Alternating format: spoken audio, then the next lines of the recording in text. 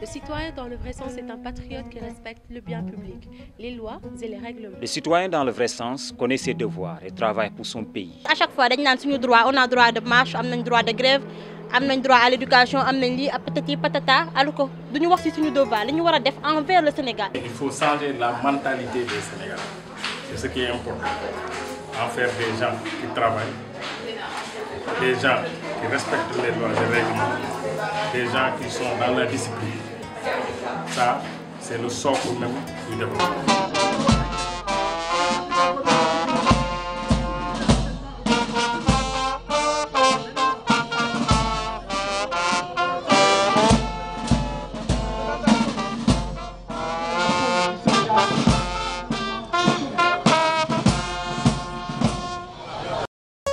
Nit ñi ci boppam ñoo war a fonk seen bopp fonk Sénégal fonk parce que États-Unis mën nga gis benn américain il est prêt à mourir pour le drapeau américain Sénégal eggaguñu foofu niveau boobu tant que eggaguñu fa nag duñ mën a dem. ñun teranga réew mi la ñuy bàkkoo taasukat baa ngi taasu teranga Sénégal waykat bi di way teranga Sénégal binakat bi bind teranga Sénégal ginnaaw teranga jooju la ñu fétalil lu waay di wuyoo te koy nuroo daal. C'est les comportements qui font défaut actuellement. Par exemple, vous voyez l'occupation de nos villes, de nos rues. Les marchands ambulants, chacun fait ce qu'il veut. Les gens qui jettent des ordures n'importe comment, n'importe où. Les sacs en plastique, vous les voyez partout dans le paysage sénégalais. Donc ça, c'est le comportement qu'il faut bannir.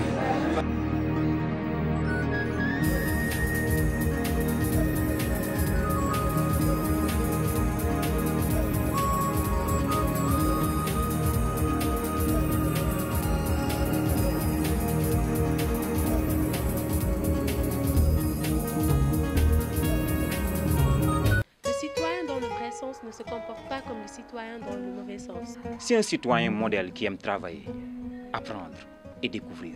Les jeunes, quand on est en période d'étudier, il faut étudier.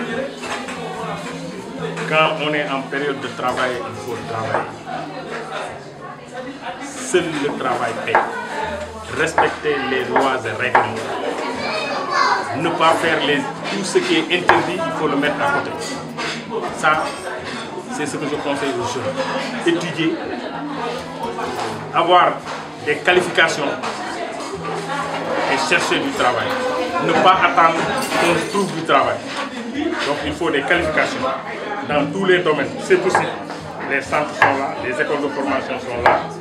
Et à partir de ce moment, maintenant, investir dans le secteur du travail. Un bon Sénégalais, on a bëgg Sénégal. Fonk Sénégal aussi mu nekk ni koo xam ne Sénégal dina ko jaral mu dee daal ci mbedd bi aussi mu nekk koo xamante ni dina bëgg liggéey parce que surtout ça développement il faut que mu basé wu ci liggéey.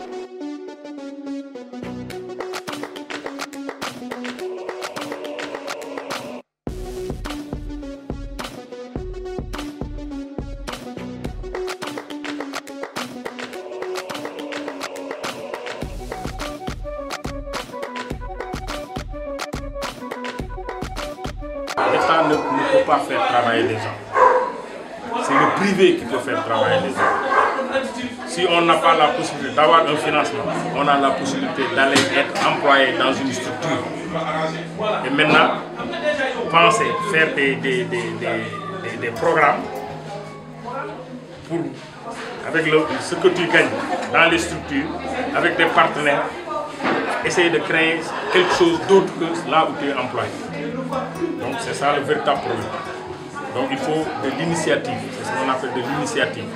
Il faut que les gens aient de l'initiative. Si tu as ton projet, tu n'as pas quelqu'un pour te financer, tu as des aptitudes professionnelles, va trouver du travail en attendant de trouver des partenaires. Mais rester ici en disant que j'attends d'être financé, non, ça ne passe pas. Donc ton pays n'a été développé dans ce sens, c'est pas possible.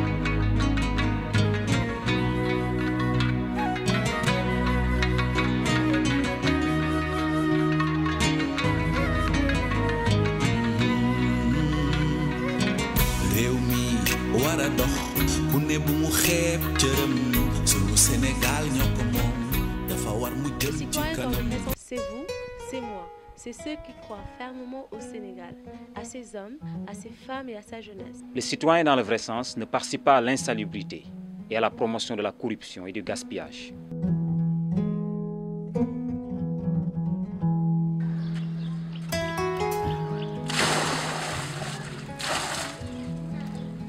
amuñu rigol bi ñu tuuree ci kër gi amuñu dara moo tax ñuy tuur fii buur bi ñaan nañ ko foofu noonu kay defal ñu fi ñu tuuree ndox mi amuñu fii moo tax ñu ñëw tuur ci fii ñu defal ñu fii bu ñu tuuree ndox nawet bi dañuy am feebar parce que dañuy am ay yooyu bari yooyu day bari fii dafay am salte yu bari xat gi dañu bëgg a rey ci kër gi.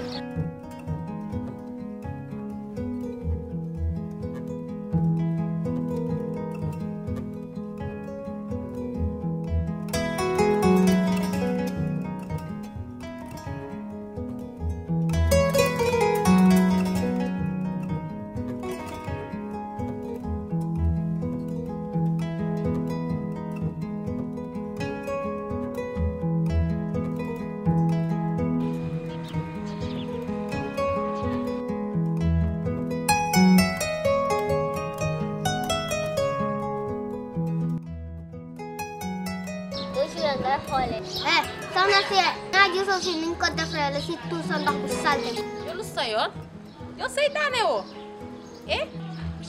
fii mbedd buur la dégg nga li ma la wax xalaat le fait que ñëpp bokk ko moo tax ñëpp war a toppatoo parce que bien commun la du kenn moo ñëw dañu ko defaral kon ñun ñu dëkk Sénégal je pense ñun ñoo war a toppatoo mbedd bi ku nekk nga def mbedd bi comme sa kër mais soo génnee nga bale sa kër ba mu set nga jël mbalit bi nga tur ko ci mbedd bi nga foog ne set nga setoo ndax parce que suñu ngelaw bi ñëwaatee mën na ko yóbbu ci waat ci biir kër bi wala yeneen ñëw indil la feebar wala dara. Moi un jour j'étais dans mon véhicule, je suivais un taximan à Sandaga. Il prend un sachet, il boit, il le jette. Je descends, je prends le sachet et je le remets dans le véhicule. Il me dit, et ça, non, on nettoie ici tous les jours. Alors, il m'a regardé, il a dit, ok, d'accord. Je suis sûr qu'il le fera plus.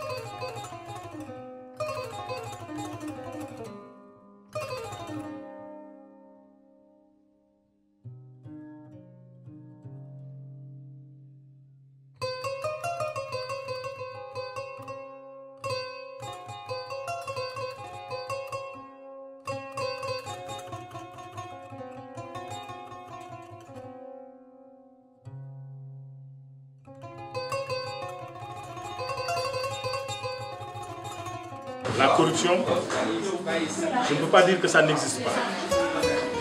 Mais ce que je veux dire, c'est que l'État ne peut pas absorber tous les gens qui sont à la recherche de travail. Donc l'État va prendre peut-être une partie minime, mais le reste, ce sera dans le privé. Et dans le privé, c'est la compétitivité, l'expérience. Quand tu as les diplômes que tu dois avoir, quand tu es compétent, il n'y a pas de raison que tu n'aies pas de travail. Bon, maintenant, avoir le travail que tu veux, c'est un autre aspect. Par exemple, moi, je peux être un technicien de telle chose, mais je démarre comme un petit ouvrier. Et je fais mon chemin. Donc, ça, il faut que les gens acceptent d'avoir quelque chose qui ne répond même pas à leur capacité, leur formation professionnelle. Donc, mais tu dois te faire la vie. Tu dois essayer de trouver un chemin qui te permettra d'atteindre les sommets.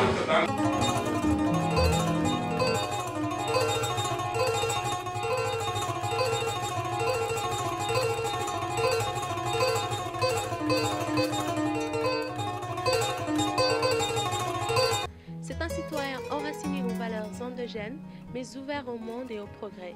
Le citoyen dans le vrai sens n'a qu'un seul but, participer au développement de son pays dans tous les domaines.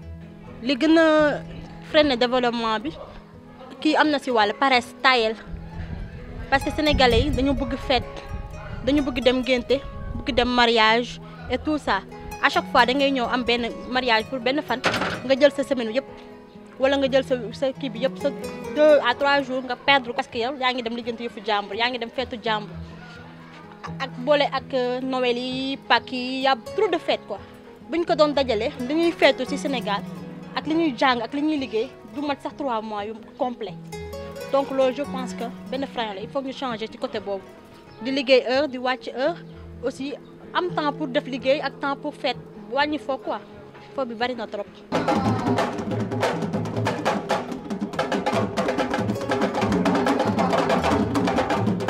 Le citoyen dans le vrai sens est un homme, une femme, un jeune. C'est un Sénégalais, une Sénégalaise intègre. Le citoyen dans le vrai sens, C'est vous, c'est moi. c'est nous.